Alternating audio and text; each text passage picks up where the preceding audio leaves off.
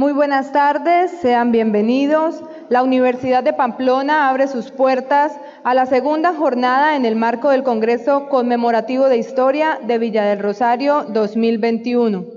Saludamos a todos los asistentes, participantes que nos acompañan y a quienes nos siguen a través de nuestras redes sociales y canales institucionales. Asimismo, un saludo para el doctor Armando Martínez Garnica, director del Congreso Conmemorativo de Historia de Villa del Rosario, y a Silvano Pavón Villamizar, coordinador académico de este Congreso. A los conferencistas invitados, Ángel Rafael Almarza, Daniel Gutiérrez Ardila, Daniel Emilio Rojas, Edgardo Pérez Morales, George Lom, Javier Fernández Sebastián, José Sánchez Tortosa y a quienes nos acompaña de manera virtual. Un saludo muy especial al doctor Francisco Barbosa Delgado, fiscal general de la Nación. Invitamos al doctor Armando Martínez Garnica, director del Congreso Conmemorativo de Historia de Villa del Rosario, para que brinde unas palabras de bienvenida. Quiero recordarles a todos los asistentes que este Congreso de Historia Conmemorativo del Bicentenario de la realización del Congreso Constitucional y Legislativo de la Villa del Rosario fue organizado por la Academia Colombiana de Historia, la Academia de Norte de Santander, la Academia de Historia de Santander, y se vincularon la Academia Colombiana de Jurisprudencia, la Academia Boyacense de Historia, la Academia de Historia de Ocaña, la Academia Antioqueña de Historia, la Academia Santanderista de Colombia, la Academia de Historia Ramón Nonato Pérez del Casanare, la Academia de Historia de Bogotá, la Academia Colombiana de Genealogía, la Academia de Historia de Cundinamarca. Y también se vincularon 5 universidades: la Rectoría de la Universidad Industrial de Santander, la Universidad Francisco de Paula Santander, la Universidad de Pamplona, la Universidad del Valle y la Universidad Nacional de Colombia, sede Medellín. Me complace mucho dar la bienvenida al segundo conferencista del primer día de este Congreso de Historia Conmemorativa. Se trata del doctor Francisco Barbosa Delgado, fiscal general de la Nación. Su conferencia ha sido titulada El bloqueo constitucional en la Carta Política de 1821, elemento central de nuestro ordenamiento constitucional comparado. Sean todos ustedes bienvenidos a esta segunda conferencia del día.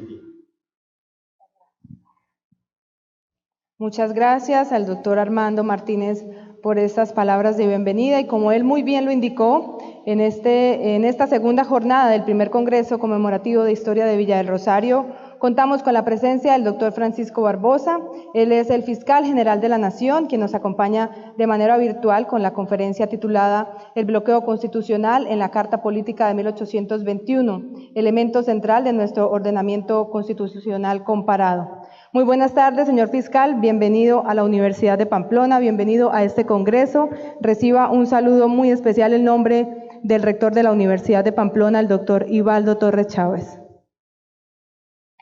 Bueno, un saludo afectuoso a todos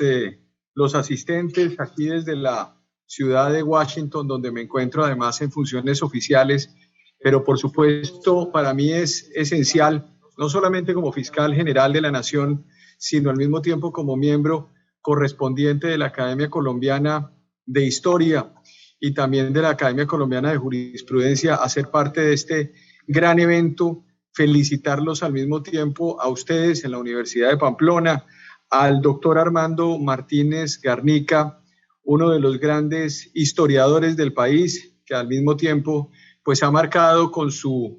diferentes textos, en especial con su historia de la Primera República de Colombia, 1819-1831, un gran trabajo sobre la institucionalidad que se derivó de esta Carta Política.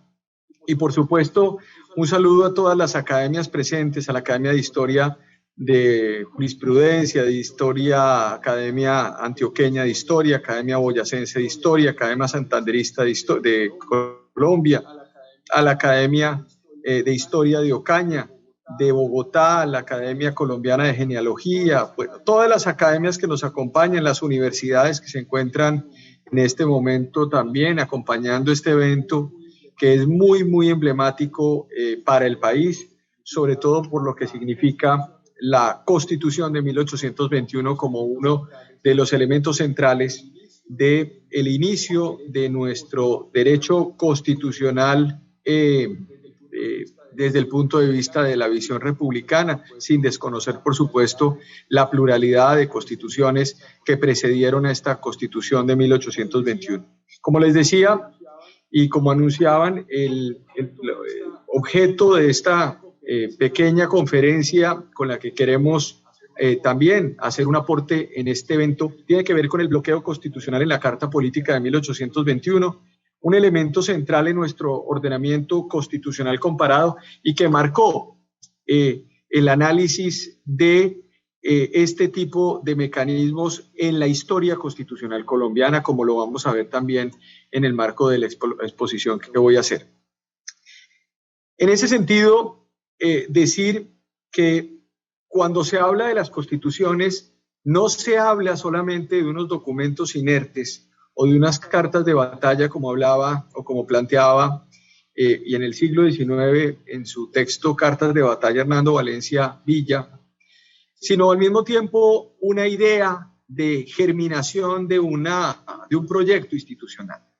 El libertador Simón Bolívar, en la Carta de Jamaica, pero también en el Congreso de Angostura, ya había dado pinceladas sobre la Constitución, sobre el constitucionalismo.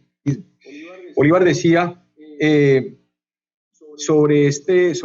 la idea constitucional en su discurso de Angostura, que cualquiera que sea el ciudadano que llene estas funciones, las funciones de gobierno, se encontrará auxiliado por la Constitución, autorizado para hacer el bien, no podrá hacer el mal, porque siempre que se someta a las leyes, sus ministros cooperarán con él, y si por el contrario pretende infringirlas, sus propios ministros lo dejarán aislado en medio de la República y aún lo acusarán delante del Senado.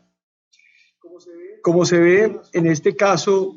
el libertador era claro en afirmar, a pesar de su condición de militar en el que se encontraba y de consolidación de una idea de Estado Nacional en el territorio colombiano o en el territorio que posteriormente iba a ser el territorio colombiano o como se denominó la Gran Colombia, a pesar de que en los textos constitucionales se denominaba la República de Colombia, pues había una idea de que la Constitución era un estímulo muy importante para fortalecer y para asentar una idea de Estado con lo cual pudiera determinarse la fundación de una república. Y una fundación de una república marcada, por supuesto, con unas ideas como lo plantea el profesor Leopoldo Primi o como lo plantea Carlos Restrepo Piedradita en sus textos sobre la Constitución de 1821, era una dinámica de una formación nacional,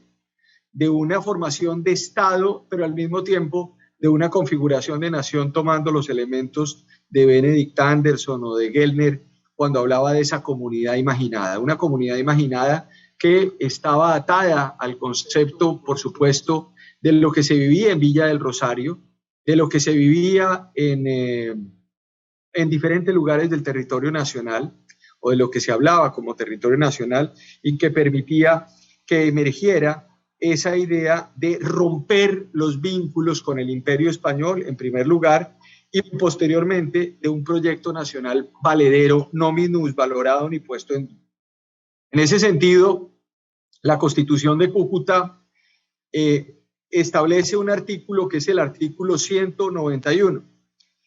Me permito leer el artículo 191 para hacer un avance de esa explicación. Dice el artículo 191 que cuando ya libre toda o la mayor parte cuando ya libre toda o la mayor parte de aquel territorio de la República que hoy está bajo el poder español, pueda concurrir con sus representantes a perfeccionar el edificio de su felicidad, y después de una práctica de 10 o más años haya descubierto todos los inconvenientes o ventajas de la presente Constitución, se convocará por el Congreso una gran convención de Colombia autorizada para examinarla o reformarla en su totalidad. Me detengo sobre esta disposición porque es muy importante para poder entender a qué me estoy refiriendo con el bloqueo constitucional. Lo que ocurre en este caso es que había una gran preocupación en Cúcuta en torno a cuál iba a ser el tiempo o cuál iba a ser la capacidad o la estabilidad institucional que tenía que tener esta Constitución para poder determinar la existencia de esa república que se denominaba Colombia. En ese sentido, se pone un freno a la modificación constitucional con una limitación temporal, o como se denomina en el lenguaje constitucional moderno, una cláusula pétrea. Una cláusula pétrea que impedía que existieran cambios a ese documento germinal que se estaba dando en Cúcuta. ¿Por qué es importante ese documento en Cúcuta? Porque es el primer sueño, si se quiere, de mantener en el tiempo una idea constitucional en nuestro territorio. En ese sentido, cuando uno observa esa disposición, empieza a tener una retrospectiva, como lo desarrolló el doctor Armando Martínez en su texto, como uno lo puede observar en los desarrollos constitucionales de esa gran obra que publicó el presidente o expresidente Virgilio Barco sobre el gobierno y el régimen del presidente Bolívar y del presidente Santander en aquel tiempo, o ese libro maravilloso que traigo a colación, que es El régimen de Santander en la Gran Colombia, de el profesor David Bochner, que fue su tesis además de grado de doctorado y que realizó durante los años 40 en pleno fulgor y en pleno movimiento de revolución, luego de la muerte de Jorge Eliezer Gaitán el 9 de abril de 1948 en la ciudad de Bogotá. Esa norma produjo un cisma político,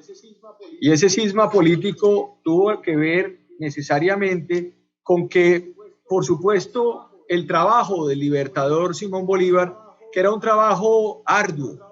que era un trabajo valeroso, que era un trabajo de movimiento territorial, que era un trabajo donde él determinaba las acciones para consolidar con su presencia y con la presencia de esa fuerza avasalladora de la libertad, las instituciones, no solamente en lo que va a constituirse como sus grandes triunfos en Boyacá, en Carabobo, en Junín, en Ayacucho, y en los diferentes movimientos que tuvo en el territorio nacional, pues lleva a un Bolívar a estar en diferentes territorios del país, y esos territorios lo llevan no solamente al territorio actual de Colombia, sino también al sur, al Ecuador, a Perú, y si se quiere, se separa permanentemente porque no tenía presencia y porque duraron bastantes años sin poderse ver personalmente con el general Santander, quien a la sazón era vicepresidente de la República de Colombia. Esto genera, por supuesto, que esa idea de Bolívar que se veía en los territorios no era una idea que tenía el general Santander, quien se encontraba casi que encapsulado también en una dinámica administrativa que estaba atada a la construcción de una idea social, política y económica, sobre todo en la capital, en Santa Fe, y en lo que denominamos Gran Colombia, y que posteriormente va a detonar el nombre de la Nueva Granada. Cuando Bolívar, por supuesto, luego de sus movimientos hacia las zonas del Perú y del Alto Perú, envía al general Sucre a Chuquisaca, a Bolivia, y se establece la modificación a la Constitución, o se plantea la propuesta de Constitución bolivariana en esa zona del país, en esa zona del hoy país de Bolivia. Bolívar recibe esa Constitución con fervor, porque era su Constitución, era como la idea que él tenía luego de haber hecho ese trabajo territorial, y que por supuesto lo llevó de regreso, gracias a debido a las circunstancias vividas por él en el Perú tan complejas, y por supuesto a las cartas que le llegaban de Venezuela, donde José Antonio Páez tenía enfrentamientos con Francisco de Paula Santander y se estaban generando las disensiones que llevaron al fin de la Gran Colombia años después. Esa circunstancia permite que el Libertador regrese a la Santa Fe y se encuentre de forma evidente que no le correspondía o no correspondía a la idea de país que él tenía o de nación con la idea de, yo diría también de Estado, que tenía el vicepresidente Francisco de Paula Santander con su idea de establecimiento incluso de un territorio mucho más amplio y de unos límites inconmensurables en parte por su dinámica de luchador y en esa visión, si se quiere, decimonónica, romántica, cuasi napoleónica, que en algún artículo escribió el historiador Daniel Gutiérrez Ardila, que también está participando en este evento. Yo creo que ahí empieza a surgir ese primer cisma. Es un cisma en el cual Bolívar le plantea a Santander, cuando regresa, que modifiquen la Constitución, que cambien la Constitución. Y Santander responde justamente con ese artículo 191 que yo les leí, en donde señala que no era posible en tanto que se requería consolidar la nación a partir de esa norma, de esa cláusula pétrea, y se presentaron las discordias que evidentemente llevaron a la Convención de Ocaña en 1828, a la ruptura de la Convención de Ocaña, a la dictadura establecida por el Libertador, una dictadura que hay que reconocer no es la dictadura propia del siglo XX, que uno lo puede ver en un libro como el de Entre la libertad y el miedo del maestro Germán Arciniegas, republicado de nuevo hace pocos meses en Colombia, sino es la idea de dictadura propia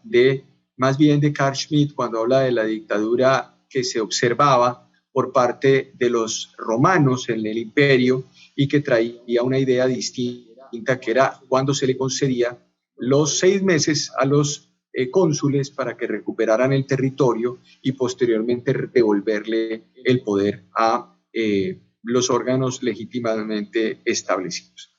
Esta idea, por supuesto, llevó a que se rompiera la Constitución de Cúcuta y ese cisma, ese bloqueo constitucional de la Carta Política de 1821 llevó no solamente a la ruptura de la Gran Colombia o de esa idea de Gran Colombia y sobre todo a esa disensión, a ese comportamiento tan difícil que se presentó entre el Libertador y el general Santander, cuando Bolívar incluso señalaba también en sus comunicaciones, en sus cartas, que el no habernos compuesto con Santander nos ha perdido a todos. Esa idea, por supuesto, es una idea que puede hablarse en muchos escenarios. Yo recuerdo leyendo algunos libros como el de Jaime Duarte French, por ejemplo, sobre la Gran Colombia, o algunos textos sobre las mismas maledicencias que se habían presentado desde 1823 entre el Libertador y Santander, pero más allá de eso existían también motivos constitucionales que lo llevaron a romper no solamente esa amistad, sino al mismo tiempo romper una idea constitucional atada a una norma constitucional derivada de la Constitución de Cúcuta de 1821. Y esto, a mi juicio, es importante por múltiples razones. Uno podría decir, bueno, finalmente existe una norma jurídica que generó una disensión o un pretexto para no realizar unos acuerdos políticos que hoy, por ejemplo, el mundo exige permanentemente, sino al mismo tiempo encontraron un pretexto para llevar a una modificación constitucional que se fue al traste en 1828 con el fracaso de la Convención de Ocaña en la tierra de las Ibáñez. Esa idea constitucional pues permitió entonces el surgimiento de esa dictadura posteriormente de la Constitución de 1830 y de 1832, que permitieron o que planteaban ya la idea de que se podían hacer modificaciones a la Constitución a través de asambleas constituyentes. Incluso se le daba el poder al Congreso de la República para reformar esas constituciones sin extenderla a las formas de gobierno. Aquí empezaban los constituyentes ya del 30 y del 32, sin Bolívar presente y con Santander de retorno de Europa, a entender que cuando uno le pone cercos a una constitución política, pues obviamente esos cercos pueden ser saltados y pueden de frente llevarse al traste la constitución respectiva. A partir de ahí, esos acuerdos políticos empezaron a generar la posibilidad de que las modificaciones constitucionales se dieran. Esto pasó igual con algunos mecanismos moderados de reforma en la Constitución de 1843, la conservadora, la de José Rafael Mosquera, la Constitución de 1853, la de José María Obando, y las que fueron constituciones además previas, la del 53 y la del 58, constituciones además que introdujeron elementos de federalismo en nuestro territorio colombiano y que terminaron desarrollando todos estos aspectos hasta la Constitución de 1863. Esa patología del artículo 191 de 1821, que pues era comprensible en las preocupaciones que se tuvieron en la constituyente, allí que se celebró en Villa del Rosario, al lado de la Bagatela y a muy pocos kilómetros de la frontera con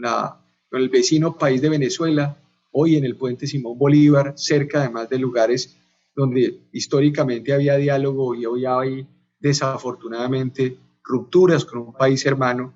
que esperamos que algún día pueda volver a tener esos diálogos permanentes y este tipo de foros, poderlos hacer también en el vecino país, con todos nuestros colegas y historiadores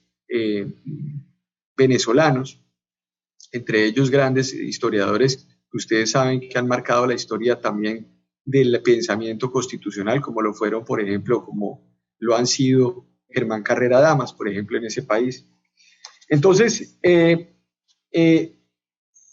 la Constitución de 1863 replica esa patología. ¿Y por qué la replica? Porque obviamente plantea una preocupación enorme por la modificación, porque no quería los radicales, liberales, en una Constitución que es una Constitución que es emblemática en muchos términos, porque es una Constitución la más larga del siglo XIX, es una Constitución que abolió la pena de muerte, es una Constitución que estableció la libertad absoluta de prensa, es una Constitución que se ha establecido en muchos estudios que es una Constitución que terminó siendo objeto de elogios por parte de Víctor Hugo, no porque dijera que era una Constitución para ángeles, como se ha dicho falsamente, porque el documento verdadero es una carta que recibe Víctor Hugo y que responde diciendo que se siente muy complacido del texto constitucional que le envían y que consideraba que era una gran constitución por cuenta de la abolición de la pena de muerte, tomando en cuenta que el pensador francés era un obsesivo para la abolición de la pena de muerte, sobre todo en el trabajo que él desarrolló en medio de la construcción de la Tercera República en Francia en 1870 y luego de todas las discusiones en la Comuna en la ciudad de París y en ese país. La Constitución de 1863 entonces se podía reformar de tres formas. La primera, que fue ahora solicitada por la mayoría de las legislaturas de los estados. La segunda, que la reforma fuera discutida y aprobada en ambas cámaras conforme al establecido por la expedición de las leyes. Y la tercera, que la reforma fuera ratificada por el voto unánime del Senado de Plenipotenciarios, teniendo un voto cada estado. También se podía reformar por una convención convocada al efecto por el Congreso, a solicitud de la totalidad de las legislaturas de los estados y compuesta de igual número de diputados de cada estado. Es decir, era imposible modificar. Y era una cláusula pétrea simulada. Ya no hablábamos de los 10 años de la Constitución de Cúcuta, sino hablábamos de un excesivo mecanismo de reforma que impedía las alteraciones constitucionales. Y las constituciones, como dice el tratadista Peter Aberle, alemán, en su texto sobre la cultura como constitución, o la constitución mejor como cultura, son cuerpos vivos, son cuerpos que además actúan conforme a su tiempo. Son necesarias las reformas. Muchas veces se ha dicho por parte de algunos constitucionalistas o pseudoconstitucionalistas que además fungen conocimiento de las constituciones, que las reformas a las constituciones son errores de previsión, si se quiere utilizando un término del derecho civil, son rebus sic stantibus del código de los mecanismos de imprevisión. Y no se han dado cuenta que finalmente la vida es dinámica y que las constituciones son mecanismos que van calculando cada uno de los tiempos. Es difícil hoy hacer historia hacia atrás, pero uno podría, como dice Lucien Lefebvre o Marc Bloch en la escuela de Annales, pararse en el lugar de producción y hacer una reflexión sobre su tiempo para determinar las preocupaciones que podría tener el libertador Simón Bolívar frente al general Santander en aquellas tardes tan difíciles que se presentaron en 1826, cuando se presentaron ya los cismas finales de esa amistad que se inició justamente por las tierras hoy de Pamplona, de Cúcuta y sobre todo por las tierras de nuestros llanos orientales antes de subir esas cuestas de Pisba, de Socha, de Morcote, de Pueblo Bello, de Pueblo Rico, las Beteitiva, en Serinza, en Duitama, en Tunja, tierras que he tenido también la posibilidad de recorrer en otras condiciones como funcionario, pero que me han permitido también ver la grandeza de los ejércitos libertadores, de nuestras ganas de libertad al ver superar esos esfuerzos hercúleos por parte de nuestros libertadores. Esas ideas, pues, constitucionales, tanto del 21 como de 1863, pues, culminaron una con el fin de la Gran Colombia y dos con el fin de los Estados Unidos de Colombia, que se cerraron con justamente esa batalla de 1885, liderada por el mismo presidente Rafael Núñez, una persona que perteneció y que fue parte del sistema, por supuesto, liberal, y fue parte del sistema también conservador, un hombre moderado que por supuesto no pudo abanderar ese espíritu de moderación en toda su integridad, toda vez que tenía también al lado hombres nacionalistas, conservadores, que fueron tremendamente también radicales, como fue el caso de Miguel Antonio Caro a finales de siglo, que ejerció la presidencia de la República en su calidad de vicepresidente ante la muerte de Rafael Núñez en 1894 y estuvo en el poder hasta 1898. Luego, esa Constitución del 86, la verdad es que no existió hasta 1910. Y no existió hasta 1910 porque finalmente la Constitución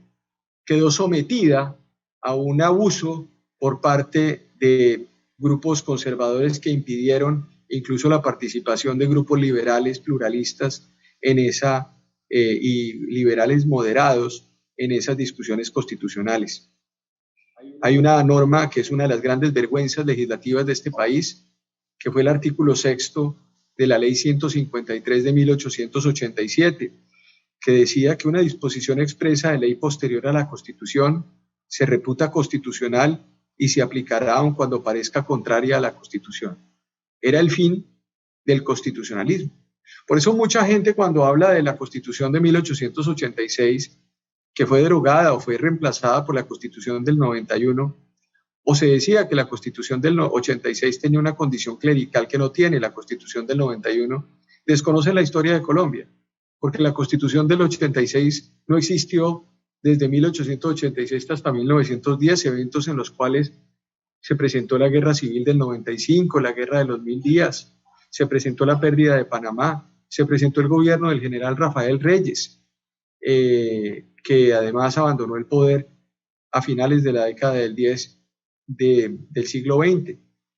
Y a partir ya de la retoma de la Constitución con el Acto Legislativo 1 de 1910, el Acto Legislativo 1 de 1936, que parte la historia constitucional colombiana, con el gobierno de Alfonso López Pumarejo, que además describió maravillosamente el profesor, historiador y buen amigo Álvaro Tirado Mejía en sus dos libros, uno sobre los aspectos políticos del gobierno de Alfonso López Pumarejo y otro sobre la Revolución en Marcha, que efectivamente cumplió un papel fundamental en la aparición del Estado Social de Derecho como creación constitucional,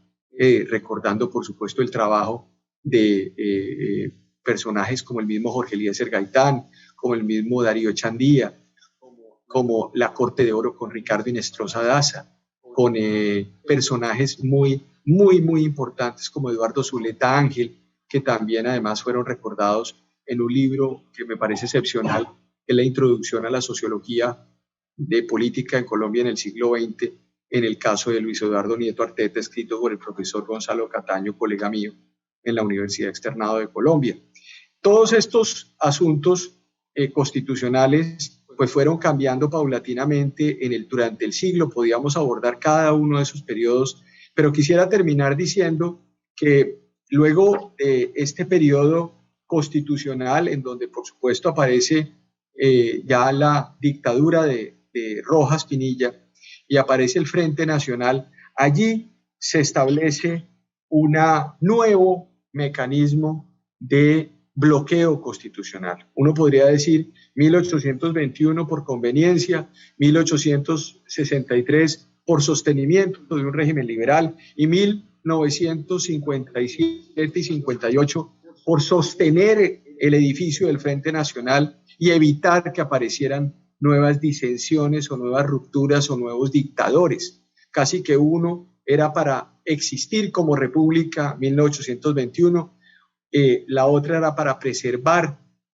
el régimen liberal que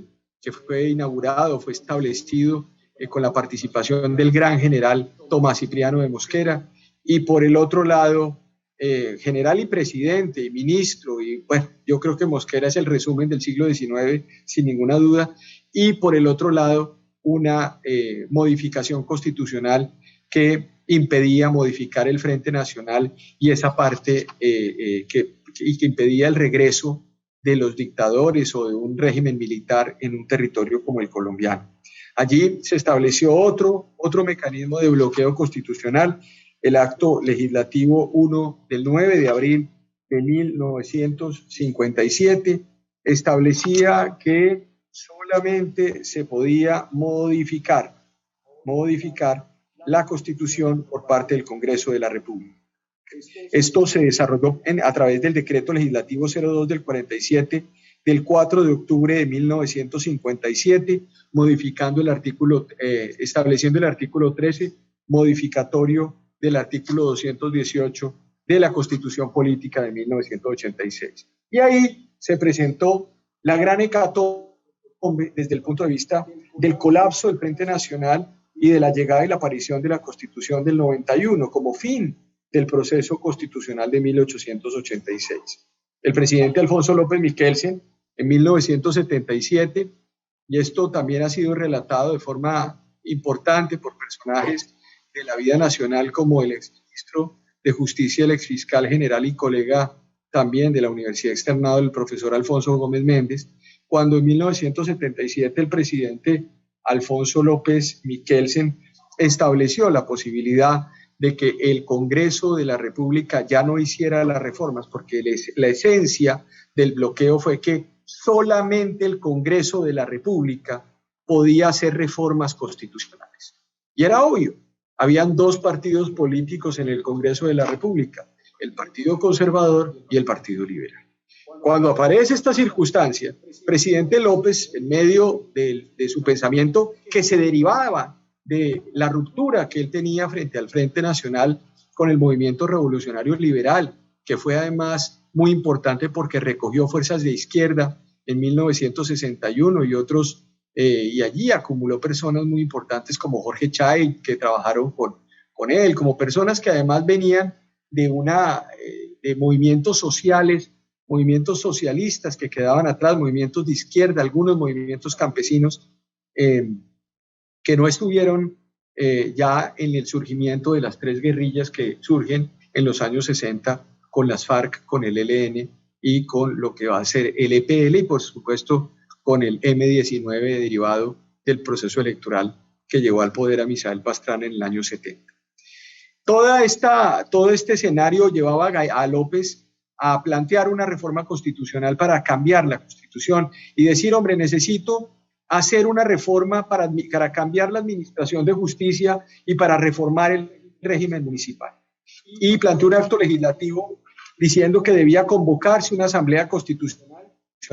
que debía discutir esos dos aspectos. La Corte Suprema de Justicia,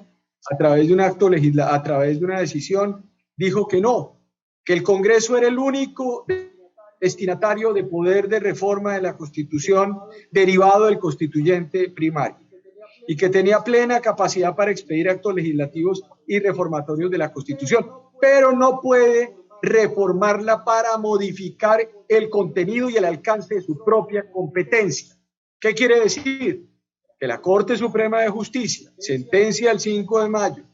de 1977, dice: no, señor Congreso, usted no puede delegar la función de modificar la Constitución a un tercer cuerpo. Y eso llevaba, por supuesto, a un choque desde el punto de vista social en la medida en que empezaba a moverse el país. Recordemos que en 1976 ya había existido el gran paro nacional, la gran protesta nacional. Ya se había producido también la muerte de uno de los líderes sindicales del país, de José Raquel Mercado. Ya había una circunstancia compleja que tenía que ver con la existencia de una cantidad de factores que estaban siendo parte de discusiones profundas. Existían además movimientos de izquierda, existían además movimientos pluralistas y democráticos que empezaban a escribir muchísimo sobre la manera como se conducía el Estado, y eso llevó a López a impedirle a López esa posibilidad. Luego el presidente Julio César Turbay hace lo mismo. Dice: yo necesito un acto legislativo para modificar la Constitución. Hay, por ejemplo, a propósito, en mi calidad de fiscal general de la Nación, en 1979, en ese acto legislativo se creó el Consejo Superior de la Judicatura y la Fiscalía General de la Nación, en 1979.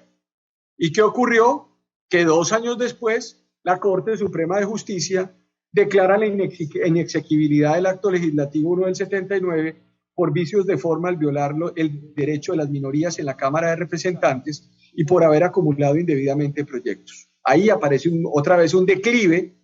en el esfuerzo constitucional del presidente Turbay, pero que se acompañaba de lo que había vivido el presidente López. Luego, 10 años después, vivimos lo mismo, el presidente Barco en medio de una hecatombe con varios candidatos presidenciales asesinados, con una andanada y hecatombe de violencia liderada por el cartel de Medellín y por Pablo Escobar y por grupos delincuenciales que generarían además el famoso paramilitarismo o mal paramilitarismo, que terminó además haciendo un daño terrible a las estructuras sociales, políticas y humanas de este país. Terminó convencido de la necesidad de una gran reforma constitucional y crea un comité de reajuste institucional entre ambos partidos. Se reúne el expresidente Misael Pastrana con el presidente Barco en Palacio de Nariño, hacen un acuerdo y el acuerdo para modificar la Constitución termina siendo declarado nulo por parte del Consejo de Estado, en la medida en que señala que ese acuerdo se había formalizado como un acto político de jefes de Estado y no como que no como un acto político de dos jefes de Estado, sino como una acción del presidente de la República en el marco del desarrollo de lo que vamos a denominar en la doctrina del derecho administrativo como un acto administrativo. O sea, todos los mecanismos estaban cerrados y todos los mecanismos se empezaban a marcar. En junio del 89, el presidente Barco presenta una reforma constitucional y el poder corruptor del narcotráfico termina incluyendo una norma que prohibía la extradición de colombianos al exterior. En un acto valeroso del exministro de gobierno de aquel tiempo, Carlos Lemos Simons, quien posteriormente fue vicepresidente de Colombia en reemplazo de Humberto de la Calle Lombana cuando gobernaba el presidente Ernesto Samper, terminó hundiendo ese proyecto en el Congreso. Todas estas circunstancias que les estoy narrando, que son ampliamente conocidas por parte de ustedes, pero que ponen un sentido de orden a lo que significa bloquear un sistema constitucional. Ese bloqueo constitucional terminó básicamente con lo que ocurre con la famosa séptima papeleta en marzo de 1990, con la Constitución del 91, y allí se plantea la necesidad por parte de un grupo de personas, en un grito, muchísimos colombianos terminan señalando la posibilidad de que se haga un conteo de esas papeletas. El día de las elecciones se hace el conteo de las papeletas. En mayo de ese año, en las elecciones de mayo, se presenta el candidato César Gaviria, quien había a la sazón recogido las banderas del líder liberal Luis Carlos Galán, y el 3 de mayo, se expide por parte del presidente Barco el decreto 927 del 90, por el cual ordenaba a la Registraduría Nacional del Estado Civil contabilizar los votos por el pueblo en favor o en contra de la Asamblea Constitucional. Y quiero con esto significar algo. Asamblea Constitucional. Nunca se hablaba de Asamblea Constituyente, porque una Asamblea Constituyente era otra cosa. Es decir, la Asamblea Constitucional era un mecanismo al interior de la Constitución del 86 para modificar la Constitución del 86 al estilo de la Constitución de 1830, 32, 43, 53 y 58 del siglo pasado, del siglo antepasado. Es decir, había un mecanismo para poderla modificar, para superar los embates de lo que le ocurrió al gobierno del presidente López en 1977 y al gobierno del presidente Turbay en 1979. ¿Qué ocurrió frente a esto? Nos encontramos en ese escenario con que el mismo Procurador General de la Nación argumentó que no tenía ninguna razón de ser ese decreto, porque era un decreto que carecía de conexidad con el decreto 1038 de 1984, que esa es la gran paradoja. La Constitución del 91 se hizo sobre la base de un decreto de estado de sitio que se había fijado por razón del asesinato del exministro de Justicia Rodrigo Lara Bonilla en 1984, y al mismo tiempo violaba el artículo 218 de la Constitución Política, en tanto que la Constitución podía ser modificada solamente por el Congreso. Es decir, es una decisión del entonces Procurador General de la Nación, que estaba también atada a las decisiones de la Corte Suprema de Justicia y del Consejo de Estado, que se había presentado tanto en el 77, en el 79, como en el 88. Había una dificultad para modificar esa Constitución. Una vez elegido el presidente Gaviria, se expide el decreto 1926 del 24 de agosto y se convoca una asamblea constitucional. Una asamblea constitucional en donde se determinan los temas que deben modificarse y, repito,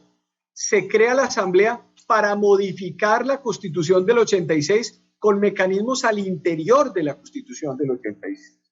Y la Corte Suprema de Justicia, el 9 de octubre de ese año, determina que no puede limitarse el poder constituyente primario porque representa una potencia moral y última capaz de poder cambiar el sistema político. Le da la posibilidad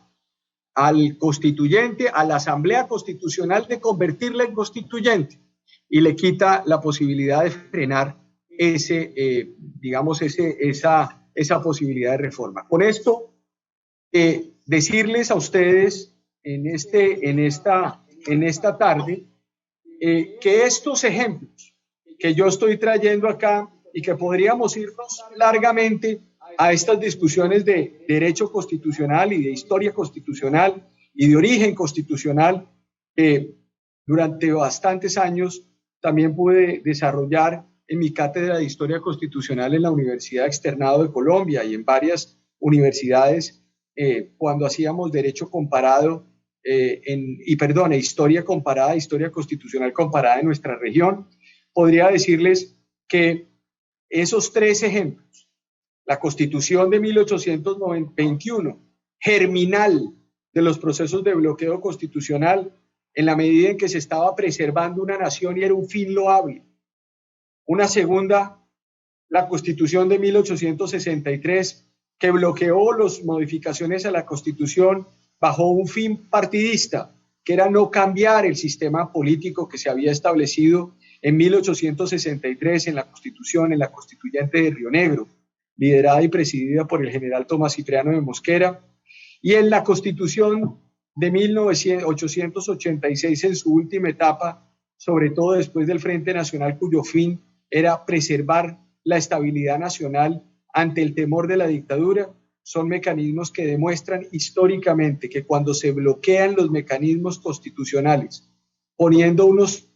trancas tan fuertes que impiden las modificaciones que son además válvulas de escape dentro de los diferentes tiempos sociales, por lo menos en el caso colombiano, porque no se puede extrapolar a otros procesos por cuenta también de la particularidad de nuestra patria, uno podría decir que está demostrado que esos bloqueos constitucionales permiten cambios en los regímenes políticos, económicos y sociales en el país. En el primer caso, en 1821, generó el fin de la Gran Colombia, generó la aparición de varias naciones en el continente, entre ellas el caso de Venezuela, el caso de Ecuador, el caso de Panamá, el caso de Perú, el caso de Bolivia. En el caso de 1863 y su caída significó el fin del régimen liberal radical que se había establecido y federal, por supuesto, que se había establecido ya en los albores del gobierno del presidente José María Obando en 1853 con esa constitución, en 1858 y en 1863, y llevó a la construcción de la Constitución de 1886. Y en el tercer caso, por supuesto, cuando existieron tantas y tantas tribulaciones para este país, en la medida en que se cerraron caminos de reforma o de cambios a través de lo que se denominaba asambleas constitucionales, y terminó siendo, por supuesto, la aparición de lo que denominamos hoy la Constitución de 1991. Quedan preguntas. ¿Qué hubiesen pasado? Y me gustan esas preguntas porque Niall Ferguson alguna vez hizo un libro sobre si uno podía hacer preguntas a la historia cuando la historia ya había ocurrido. ¿Qué hubiera pasado si Bolívar y Santander se hubieran puesto de acuerdo y hubieran hecho esas reformas que se requerían a la Constitución de 1821 en Ocaña? ¿Qué hubiese pasado con esa idea de Gran Colombia? ¿Qué hubiera pasado si en 1885, en vez de irse a una guerra, los sectores moderados de este país, liberales y conservadores, muchos de ellos liderados por el presidente, o quien fue el presidente además varias veces de la República, 4 veces, el presidente Rafael Núñez, se hubieran puesto de acuerdo con esos sectores radicales que no quisieron conversar, como Aquileo Parra, o como algunos otros que no quisieron además someterse a ningún tipo de discusión para no abandonar el régimen federal de 1863. ¿Qué hubiera pasado si la reforma del presidente López o la reforma del presidente Turbay hubiera germinado en nuestro país y hubiéramos llegado a esos acuerdos en donde ya instituciones como la misma acción de tutela, la Corte Constitucional, la misma Fiscalía General de la Nación, el Consejo Superior de la Judicatura aparecían en los años finales de la década de los 70 en Colombia? Quedan estas reflexiones, pues. Yo quiero, doctor Armando y todos los miembros, colegas, amigos y académicos de las diferentes academias, me siento muy honrado de poder participar el día de hoy con todos ustedes en este evento. Quiero mandarles un afectuoso saludo y decirles, por supuesto, que el hecho de que uno ejerza funciones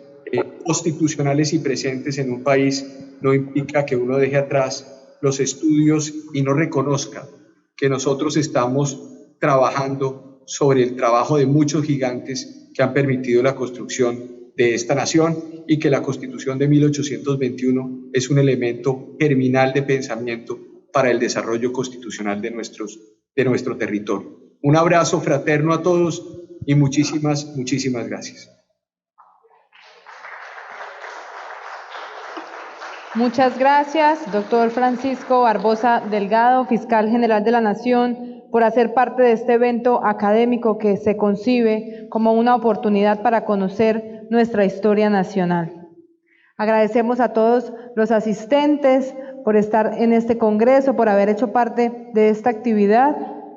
El doctor Armando, el doctor Armando va a cerrar, entonces le voy a dar el uso de la palabra. Muchas gracias a todos por haber venido y muchas gracias al doctor Francisco Barbosa por esta extraordinaria conferencia que nos ha iluminado al final de la tarde. Y con esto cerramos la jornada académica del primer día del Congreso de Historia Conmemorativo. A todos los asistentes los invitamos a dos actividades que comienzan a las 6 de la tarde. En la Casa Museo Natal de General Santander serán presentados 4 libros nuevos de historia por sus autores. Y quienes quieran asistir a la jornada de danzas folclóricas del norte de Santander están en escena en la Casa de la Bagatela, frente a las ruinas de la iglesia. También habrá degustación de comidas típicas, venta de artesanías, de modo que tienen 2 actividades para escoger a partir de las 6 de la tarde. Muchas gracias y nos veremos mañana en este mismo sitio a las 8:30 de la mañana para la tercera conferencia. Buenas noches a todos.